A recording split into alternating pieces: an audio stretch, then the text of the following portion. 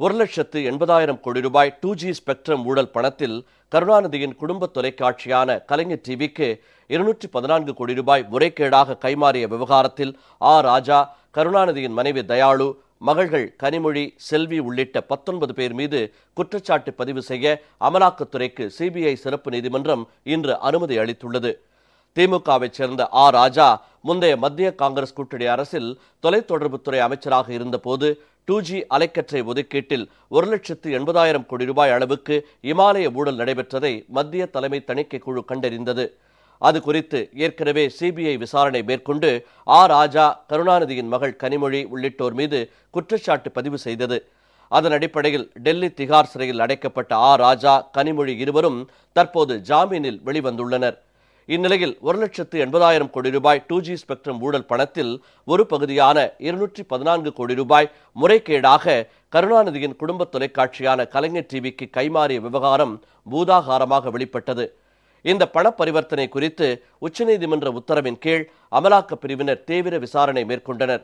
அதனைத் தொடர்ந்து Delhi Patiala house CBI சிறப்பு நீதிமன்றத்தில் கடந்த ஏப்ரல் மாதம் நீதிபதி திரு OP சைனி முன்னிலையில் 4000 பக்கங்கள் கொண்ட குற்றப்பத்திரிகையை தாக்கல் செய்துள்ளனர்.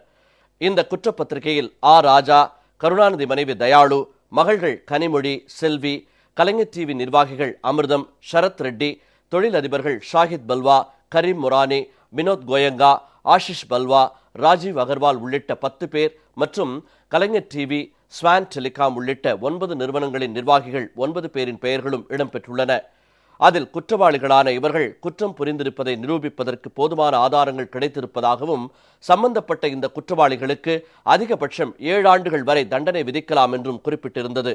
அது குறித்து கடந்த அமர்வின் போது கருத்து தெரிவித்த நீதிபதி திரு OP சைனி, தாம் குற்றப்பத்திரிகையை கவனமாக பரிசீலித்ததாகவும், அதில் சம்பந்தப்பட்டவர்களின் மீதான குற்றத்தை நிரூபிக்க போதுமான அடிப்படை ஆதாரங்கள் இருக்கிறது என தாம் நம்புவதாகவும் தெரிவித்திருந்தார்.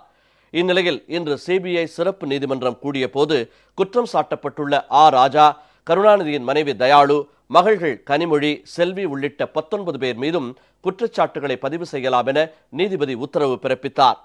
இந்த வழக்கின் மீதான விசாரணை வரும் நவம்பர் மாதம் 11ஆம் தேதி முதல் தொடங்கும் என்றும் நீதிபதி அறிவித்தார்.